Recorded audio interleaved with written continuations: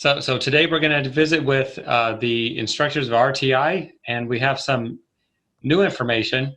You might think of RTI as being a restoration class or a restoration focused company, but Lisa, is that really true? Are we No, treating not at other? all.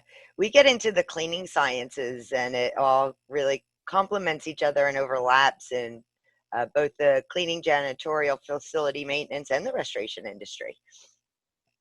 All right. And Chuck, what do you think about that? You're a restoration guy. Does Well, cleaning play into this? yeah, absolutely. I mean, the whole idea about restoration is that you actually have to know the fundamentals of cleaning even to be a good water restorer. Because when it comes down to it, you can, as I tell people, you can always evaporate the water, but you can't evaporate the contents. I mean, not the contents, obviously, but I would be kind I of was thinking interested. We wouldn't want to contents. do that. The contaminants. So you don't want to, you don't want to evaporate you can't evaporate the contaminants. So in order to do source removal on the contaminants, it requires you to clean. Plus, I mean, you're doing a certain amount of demolition from time to time, so that requires cleanup. Everything requires Mhm. cleanup. Cleaning up your equipment after the loss requires cleaning. So, quite actually, restorers are not as good a cleaners as you professional day-to-day cleaners, but they still have to understand the philosophy, of decontamination of the site, and that requires cleaning, just no matter what you want to say. Yeah, All and right. contents restoration. I was thinking contents, Chuck, when you said it, so maybe my Popped right out of my head. I yeah, just like to evaporate contents, period. That, yeah. that way it'd be easy. But content restoration is a specialty within the restoration sciences, and Mark's upholstery class that's coming soon is a fundamental key of having the right knowledge, information. It kind of layers if you're in the content restoration specific specialty for sure. Exactly. So let's go to Mark. So Mark, what are you going to bring to RTI as far as a cleaning type of class? Well, the world of fabric cleaning is very underrated, and I think it's going to give us an additional aspect of detail cleaning and the things we often miss as restorers when we're trying to clean things and bring things back to pre-loss condition. I believe that getting deeper into fabrics is the most underrated thing in the cleaning industry, and the revenue stream is phenomenal. There is virtually no competition. It overlaps many things like in the content cleaning, fire restoration, sometimes the water damage. You could have just a dampened skirt on a sofa and it can wick up, and that could be replaced, or it could have been fixed and corrected right when it was wet. And I know it's very difficult when you're running equipment, but just the simple extraction, neutralization of contaminants could salvage that piece and make you look terrific and very, very respectful and very professional to the adjuster who actually is ultimately going to pay that bill. All right, sounds good. So Lisa, how excited are you about having a cleaning class at Oh, your institute? I'm very excited. And Mark, this is the first time we're formally working together. We've been industry acquaintances, so we're going through the process, which we really enjoy, of collaboration, storyboarding his existing curriculum, planning out demonstrations, the equipment, and it's always a great refresher for me because it's probably been I won't tell you how long since I've had my upholstery class. So I'll be excited just to get freshened up and learn some of the latest techniques, products, and equipment, because in our world, everything's just continually evolving. And Mark has amazing expertise in this field. So yeah, beyond excited to work with him. Yeah. And Mark, I know you. You'll have some good jokes, some good experiences to share with your students, and even Chuck might stay awake during this class. Maybe. I actually have to, because this one will put me into my triple master category. All So right. when it comes down to it, I'm very much looking forward to it. And literally, it's one I've been trying to get, but it's a very difficult course. It used to be to find.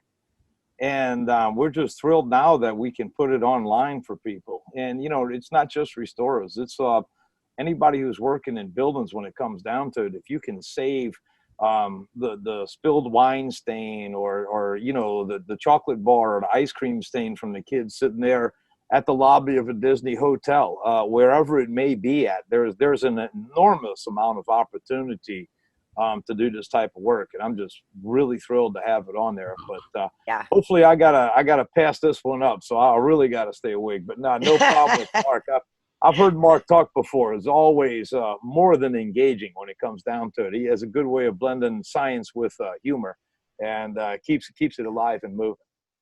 Yeah. Absolutely. And, Chuck, if I can just add to what he said, there's a lot of pressure on the industry to keep our facilities and environments healthy and safe for the occupants. And like you said, there's upholstery everywhere. We're sitting on it, we're touching it constantly. So this is just so timely just from that aspect as well. It's really the forgotten part of the whole industry is fabric cleaning. Nobody cleans draperies. We have probably 1 out of 50 draperies that ever gets cleaned in its lifetime. We have about 10% of carpet cleaners who actually, because it's the base for the industry, actually cleaning fabric, and maybe 1 or 2% of those know what they're doing. Wow. They want to do the basics, and they turn down everything that they clean on the floor all the time. It's the same fabric, fiber, just a little different construction in many cases. I mean, look at how popular that polyester is. And they're cleaning polyester carpet in apartments all day long, and they won't touch the sofa. They pick it up, they move it, they clean it, they block it up, they put it back, and they never clean it. And they might make another $100 while they're there, and they might get a minimum charge to go do a small room, and they could have doubled their money. And it's really sad because it's the opportunity there is phenomenal.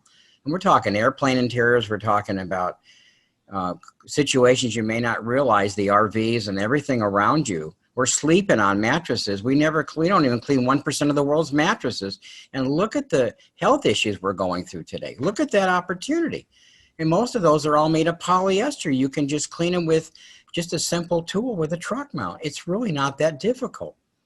And I'm really looking forward to try to explore this more and to get into where we can extend the services there greatly. I know it's far better to be in person in some cases, but trying to make this work and reaching out to the masses, I think, is a wonderful opportunity. We are so excited here to get this done. We are very excited. And don't worry, Chuck, I had one person in my 25-year teaching who ever fell asleep, and he was the guy right in front of me. I'll never forget, his name was Moses, and everybody kept on it because he kept falling asleep, and they didn't know.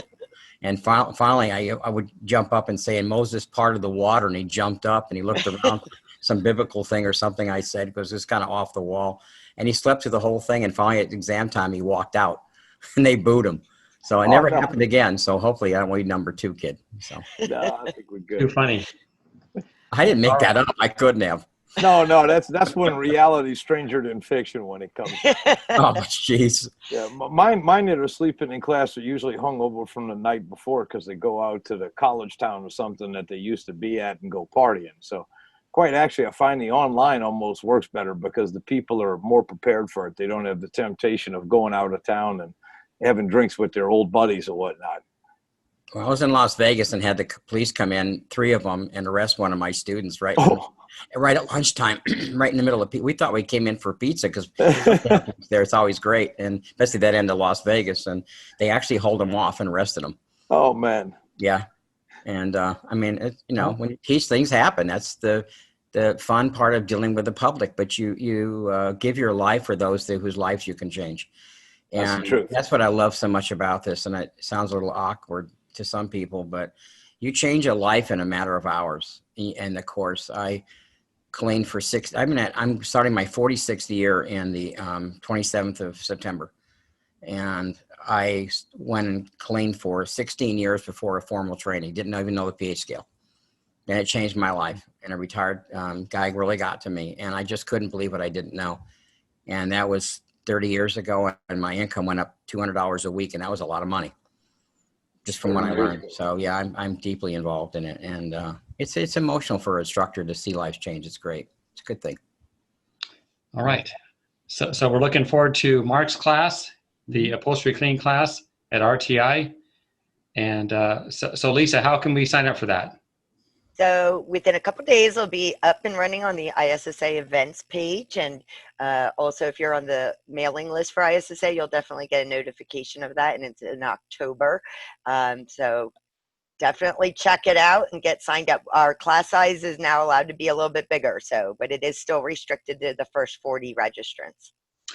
All right. So Mark, I'm going to be there, and I'm going to pick apart your jokes. You don't have to. I stole them all from you. When I first started teaching, I used to sit up real late at night. I'm not a late night person, obviously, or I wouldn't be up now, but I used to watch Jay Leno and copy his jokes. The next morning, the students who I knew were asleep and didn't hear them, and you couldn't tape anything at the time. Oh, they thought I was hilarious. It was Jay Leno, baby. I knew they were quick, and I knew they were clean. So, well, and it's not just the material; it's all a matter of the time and the delivery that really makes it happen too. So. Exactly. Because Jay doesn't even write half his own jokes anyway. You know, there's somebody else giving them to him probably too. Well, he gave the secret. He said, I look in the newspaper every day, and I look at these things, and I see how dumb people are, and they just give me, dumb people give me the material. They just do. And there's a never-ending supply, unfortunately, in the newspaper or on the news of dumb people when it comes down to it, without a doubt. Well, I did a talk at the ice show when it first opened, and it was when smart cleaners do dumb things. And they put me on right at lunch. I thought, I'm going to get nobody here. I had 83 people in the room, including 2 instructors, who kept asking me questions because they never heard of people making these mistakes, and it was around them their whole career, and they're both very well known. And it was cool. It was really fun. And they told me to stay up there longer, and I went over the other instructor's time, and he's looking at me, and I'm looking at him, and the clock's going, and it was hilarious. But it just makes the point. You don't know how. You learn something every day in this industry. It does keep you on your toes. You learn something every day. That you do. Yep, very true. All right, guys. We'll see you down the road. Thanks, Sounds Jeff. cool. Good to Thanks, see everybody. Jeff. Good to see you, Mark. We'll see you in about 6 weeks there. Oh, we're excited. Sounds great, man. See you now. All right. Bye-bye. Take care. Thanks. Bye-bye.